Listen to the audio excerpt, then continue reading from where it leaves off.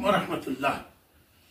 সুধী শ্রদ্ধেয় মণ্ডলী, আপনারা আমাদের ইমারতে শরিয়া ও নদওয়াতুত তামিরের মাসিক মুখপত্র বিগত 45 বছর থেকে চলে আসছে নেদায়ে দিন।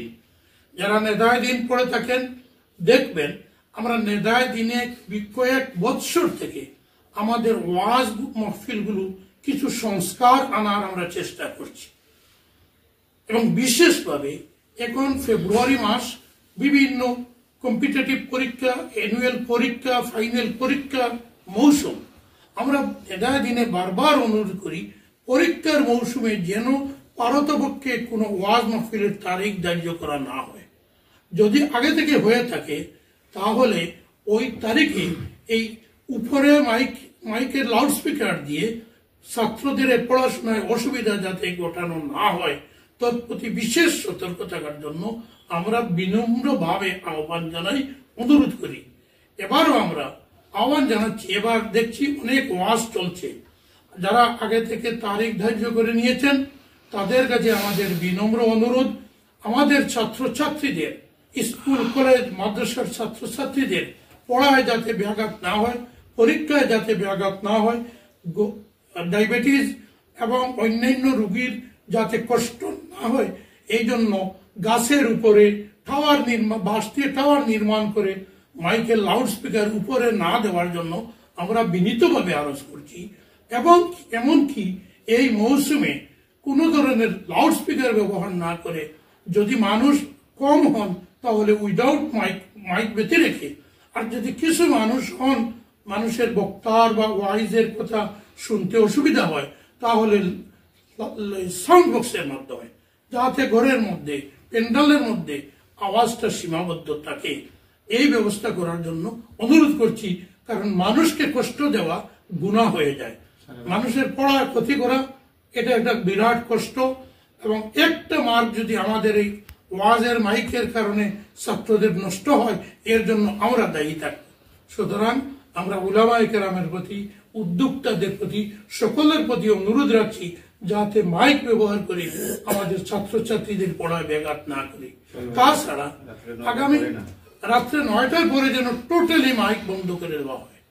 এবং আগামী 13 তারিখ দিবাগত রাত্রে শবে বরাত পালন করা হবে।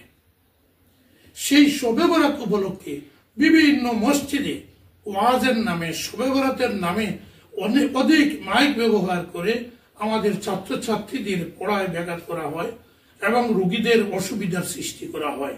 আমরা ইমারতে শরিয়া ও নদওয়াতুত তামিরের পক্ষ থেকে, এক কথায় অন্যান্য উলামায়ে কেরামের পক্ষ থেকে, আমরা সর্বস্তরের জনগণের পক্ষ থেকে আমরা সকল উদ্যোক্তাদের বিনীতভাবে অনুরোধ জানাবো শবে বরাত উপলক্ষে যেন মাইক ব্যবহার করা না হয়।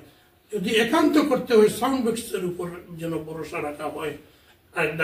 এবং প্রকৃতপক্ষে শবে বরাতের ইবাদত ইনফেরাদি এককভাবে করার কথা হাদিসে বর্ণিত হয়েছে। দলবদ্ধভাবে ওয়াজ মাহফিল করা, দলবদ্ধভাবে কোরআন শরীফ পড়া, হই হল্লা করা শরীয়তে নেই। এবার শবে বরাতের ইবাদত এককভাবে আমি নফল নামাজ পড়বো, দিনের বেলা নফল রোজা রাখবো, কোরআন শরীফ তিলাওয়াত করব, জিকির করব, আল্লাহর কাছে কায়েম অনুপক্ষে দোয়া করব, ইহাই এককভাবে করা শরীয়তের বিধান। এই জন্য শবে বরাতকে উপলক্ষ করে আমাদের বরাক উপত্যকা এবং ত্রিপুরা সহ অসমের বাঙালি অধ্যুষিত জেলাসমূহে যেভাবে হই হুল্লোড় আওয়াজ দেওয়া হয় এটা থেকে বিরত থাকার জন্য অন্যান্যবারও আমরা আবেদন দিয়েছি এবং জনসাধারণ যথেষ্ট সাড়া দিয়েছেন। আগের তুলনায় অনেক কম হয়েছে। এবারও আমরা অত্যন্ত বিনীতভাবে আরজ করব প্রকৃত শরীয়তের হুকুমের প্রতি লক্ষ্য রেখে এককভাবে শবে বরাত ইবাদত করব। আর শবে বরাত উপলক্ষে আমরা যেন মানুষের ছাত্রছাত্রীদের পড়ার অসুবিধা সৃষ্টি না করি। এবং পরবর্তীতে 15 তারিখ থেকে 14 তারিখের পর 15 তারিখ থেকে মেট্রিক পরীক্ষা শুরু হবে। সুতরাং দয়া করে ওয়াজের নামে, শবে বরাতের নামে যাতে ছাত্রছাত্রীদের পড়ায় মোটেই ব্যাঘাত করা না হয়। রাত্রে 9টার পরে তো টোটালি মাইক বন্ধ করতে হবে অনুরোধ। এবং এর আগে মাইক একান্ত কোথাও ব্যবহার করলে সাউন্ড বক্সের মধ্যে যাতে মসজিদের মধ্যে আওয়াজটা সীমাবদ্ধ থাকে সেই অনুরোধ রেখে সকলকে মোবারকবাদ এবং ধন্যবাদ জানিয়ে আগামী রমজান শরীফ আমাদের জন্য প্রত্যেকের জন্য মোবারক হোক এবং আমরা রমজানের বরকত থেকে যাতে উপকৃত হতে পারি এই আল্লাহর নিকটে এই কামনা এই দোয়া করে সমাপ্ত করলাম। আসসালামু আলাইকুম ওয়া রাহমাতুল্লাহ।